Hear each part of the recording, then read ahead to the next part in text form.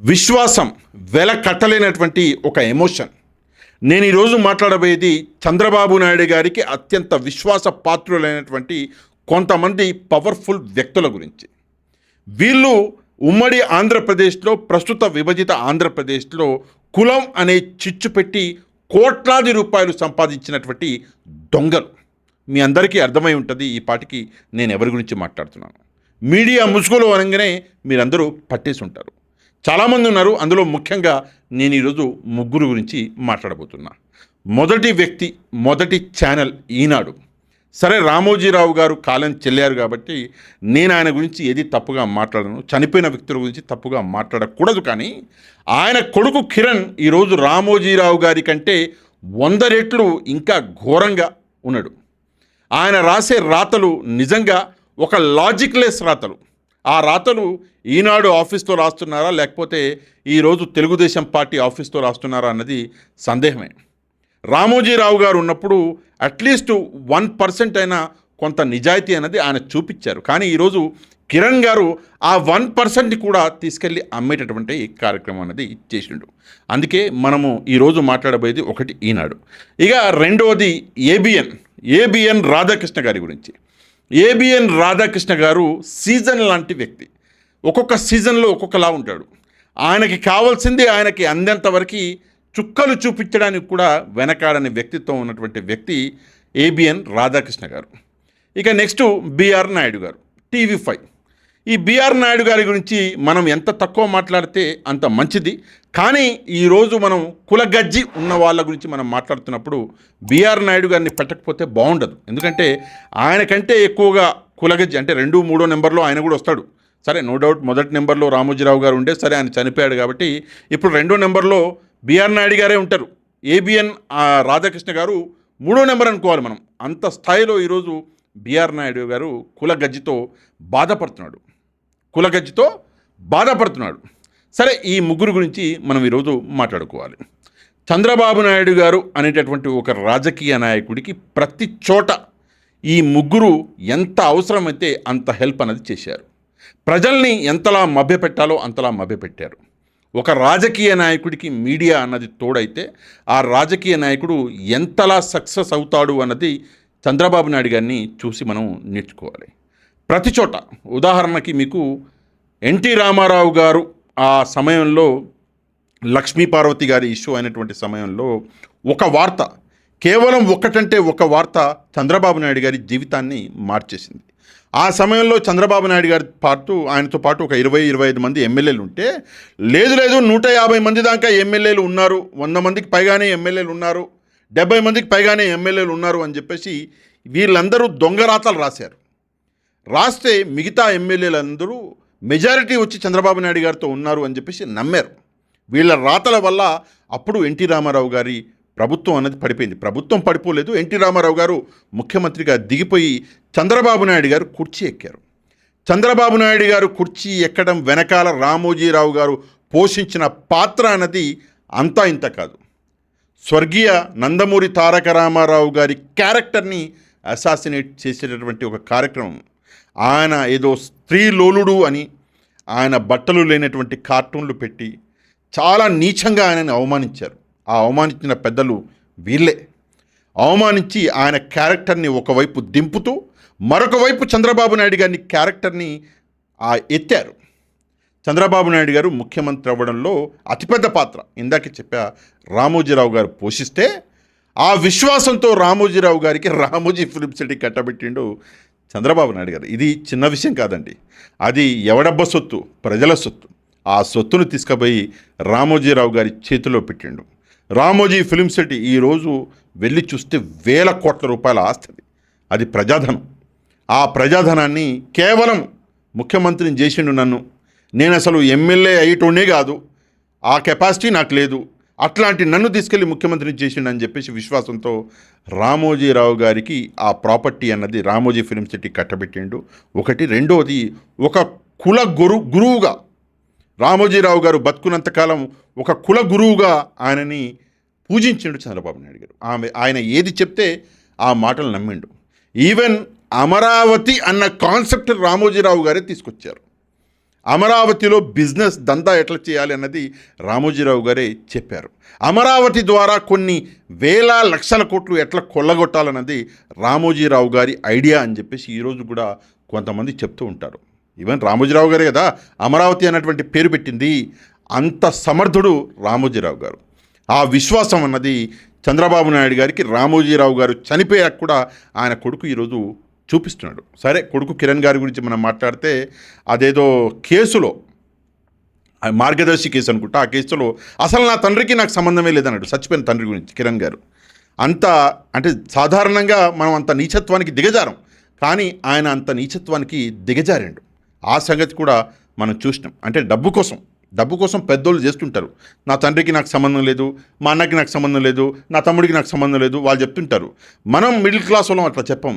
తండ్రి తప్పు చేసినా నా తండ్రి, అన్న తప్పు చేసినా నా అన్న, అన్నీ మనం ఒప్పుకుంటాం. వాళ్ళు అట్లా ఒప్పుకోరు, సంబంధాలు తెగొట్టుకుంటారు. రామోజీరావు గారితో నాకు సంబంధం లేదు అని చెప్పేసి ఆయన కొడుకు కిరణ్ గారే చెప్పడం అన్నది ఆ కేసులో మనందరం చూసినాం. ఈరోజు కిరణ్ గారు కేవలము చంద్రబాబు నాయుడు గారి కోసమే పత్రికను నడిపిస్తున్నాడు. మీరు ఈనాడు న్యూస్ పేపర్ చదువుతున్నారు అంటే మీరు చంద్రబాబు నాయుడు గారి పత్రిక చదివినట్టే, అంతే. మీకు అక్కడక్కడ ఏబిఎన్లో అన్న అక్కడక్కడ కొన్ని డాట్స్ కనిపిస్తాయేమో, కానీ ఈనాడులో మీకు ఆ డాట్స్ కూడా కనిపించవు. కేవలం భజన, అంతా భజన, అదొక్కటే మీకు ఈనాడులో కనిపిస్తుంది. ఇది ఈనాడు. ఏబిఎన్ ఆంధ్రజ్యోతి. సరే, ఇందులో నేను ఎందుకు ఈరోజు ఈ టాపిక్ మాట్లాడుతున్నాను అన్నది మీకు ఇప్పుడు అర్థమవుతుంది. ఏబిఎన్ ఆంధ్రజ్యోతి. ఇక ఏబిఎన్ రాధాకృష్ణ గారు, ఈయన చాలా తెలివైనటువంటి వ్యక్తి. ఈయనని మనం నక్కతో పోల్చవచ్చు. నక్కతో పోల్చడం అంటే ఆయనని అవమానించినట్టు కాదండి. ఆయన తెలివి నక్క లాంటిది. అంటే నేను ఆయనను ప్రశంసిస్తున్నా, పొగుడుతున్నా. నక్క తెలివి ఆయనది.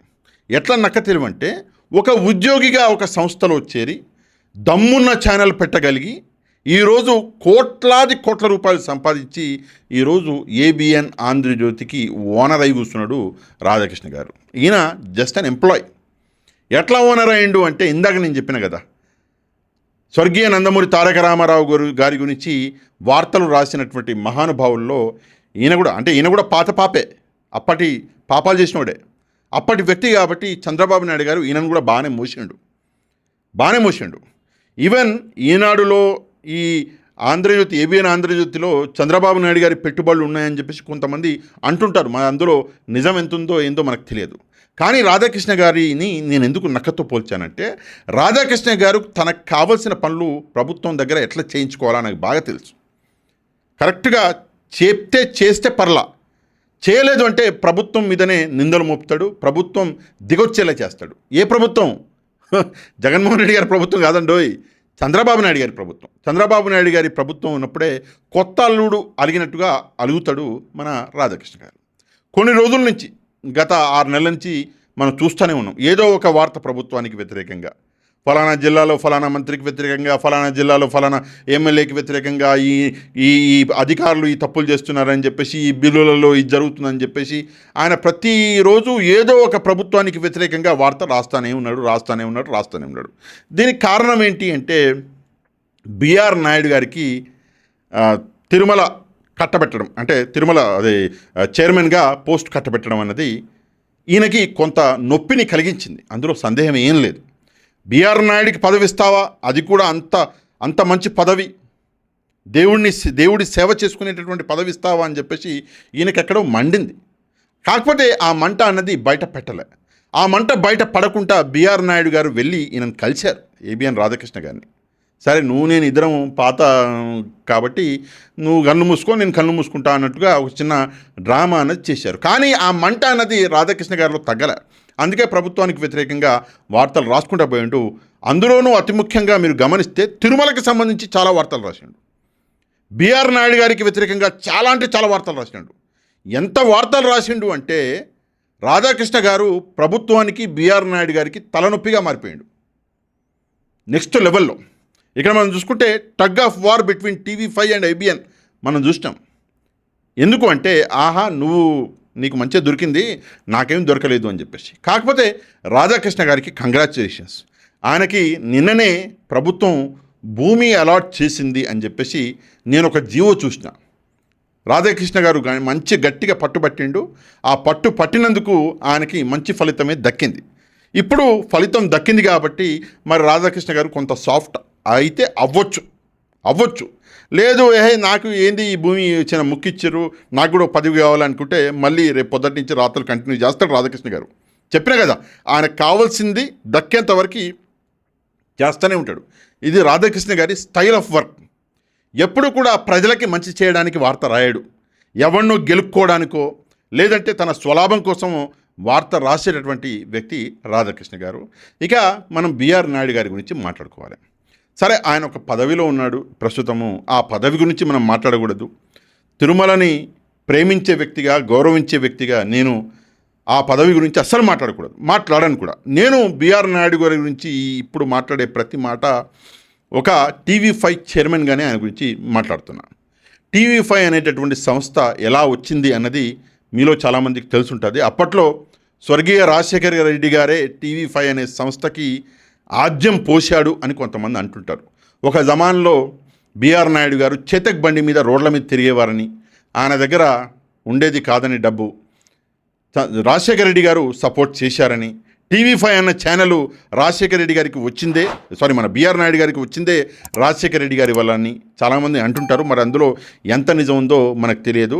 రాజశేఖర రెడ్డి గారిని వెన్నుపోటు పొడిచి ఛానల్ అన్నది స్థాపించిన తర్వాత బిఆర్ నాయుడు గారు అంటే సేమ్ కులాల గజ్జి ఉంటుంది కదా కొంతమందికి, వెళ్ళి మన ఏమంటారు CBN గారి దగ్గర, చంద్రబాబు నాయుడు గారి దగ్గరికి వెళ్ళి చేరారని ఆయనతో పాటు అంటుంటారు. ఏది ఏమైనప్పటికీ కూడా TV5 అన్నది కేవలము చంద్రబాబు నాయుడు గారి ఛానల్. ఆయన గురించే మాట్లాడతారు. ఈ రోజు వరకు ప్రభుత్వం వచ్చి 19 నెలలైంది. ఈ 19 నెలల కాలంలో ప్రభుత్వం చేసిన తప్పు అని మీరు ఒక షో అన్నా చేస్తే ఆ షో అన్నది చూపించండి దయచేసి. ABNలో అయినా మీరు షో చూడొచ్చు. ABNలో కొన్ని షోస్ ఉన్నాయి. ప్రభుత్వం చేసిన తప్పని, అమరావతిలో ఇది జరుగుతుందని, ఒక ప్లాట్ ఇవ్వలేదని కొన్ని చేశారు షోలు. TV5లో మీకు అది కూడా కనిపించదు. TV5లో ఏం మాట్లాడుతున్నారు, TV5లో ఉంది కదా అంటే, TV5లో ఎట్లుంటుందంటే అమరావతి మీద వాళ్ళు కూడా షో చేశారు. సాంబశివరావు గారు అనుకుంటా ఆయన పేరు, కొంచెం ఆయనకు జర్నలిజం వస్తుందో రాదో ఆయన టిటి అంటుంటాడు. ఆ సాంబశివరావు గారు కూడా చేశారు. కాకపోతే ఎట్లుంటుందంటే, నేను కొట్టినట్టు చేస్తా, నువ్వు ఏడ్చినట్టు చేయని చెప్పి సామెత ఉన్నది. ఆ టైప్లో షో ఉంటుంది. ABNలో ఉన్న స్ట్రేట్ ఫార్వర్డ్గా ప్రశ్న అడుగుతాడు కానీ TV5లో అడగడు. అట్లయిందా, అరే అవుతుందిలే, ఏముంది, రాజధాని కదా, 5 ఏళ్ళు 10 ఏళ్ళు పడుతుంది అని క్వశ్చన్ ఆయనే అడుగుతాడు, సమాధానం ఆయనే చెప్తాడు. చెప్పినా కదా, కొట్టినట్టు చేయి, నేను ఏడ్చినట్టు చేస్తా. ఇది TV5 సంస్థ చేస్తున్నటువంటి పనులు. ఈరోజు అతిపెద్ద దిగ్గజాలు మీడియాలో అతిపెద్ద దిగ్గజాలు ఈ మూడు కూడా చంద్రబాబు నాయుడు గారి చేతిలో అమ్ముడుపోయినటువంటి పత్రికలు, మీడియా సంస్థలు. మరి ప్రజలకి మంచి మీడియా ఎలా చేస్తుంది? నేను ఎక్కడో విన్నా నిన్న చంద్రబాబు నాయుడు గారు చెప్పిన మాట సాక్షి ఛానల్ గురించి. సాక్షి ఛానల్ అన్నది దానికి ఫౌండర్ ఎవరు అంటే జగన్మోహన్ రెడ్డి గారు పెట్టినటువంటి ఛానల్. అది చైర్మన్ ఎవరు అంటే భారతిరెడ్డి గారు. అది ఓపెన్గా అందరికీ తెలిసినటువంటి విషయం. జగన్మోహన్ రెడ్డి గారి ఛానలు, భారతిరెడ్డి గారు చైర్మన్గా ఉన్నటువంటి ఛానల్. వాళ్ళు ప్రస్తుతం వైసీపీ గురించి మంచి రాశారంటే వాళ్ళ ఛానల్ వాళ్ళు రాశారు అని మీరు అనుకోవచ్చు. సరే, కొద్దిసేపటి అనుకుందాం. కానీ ఈ TV5, ABN, ఈనాడు, మహాటీవీ, ఆర్టీవీ, ఈటీవీ, మీ టీవీ అన్ని టీవీలు మరి చంద్రబాబు నాయుడు గారి కావు కదా. మరి చంద్రబాబు నాయుడు గారి గురించి పాజిటివ్గా ఎందుకు రాస్తున్నారు అంటే కేవలం అమ్ముడుపోయి ఈరోజు ప్రజలకి రావాల్సినటువంటి మంచిని ప్రజల్ని మభ్యపెట్టి ఈరోజు వేరే దారిలో పంపించేస్తున్నారు. ప్రజలకి ఈ విషయాలు అర్థం కావట్లేదు. ఏది ఏమైనప్పటికీ కూడా ఈ ముగ్గురు మహానుభావుల గురించి మీరేమనుకుంటున్నారు? దయచేసి ఒక కమెంట్ అనేది చేయండి. అండ్ దాంతోపాటు మన వీడియోని ఒక లైక్ చేయడం మాత్రం అసలు మర్చిపోవద్దు. మన ఛానల్ని ఎవరైతే సబ్స్క్రైబ్ చేసుకోలేదో ఛానల్ని కూడా సబ్స్క్రైబ్ చేసుకోండి. నెక్స్ట్ వీడియోలో మళ్ళీ కలుద్దాం. అంతవరకు థ్యాంక్ యూ వెరీ మచ్. జై హింద్.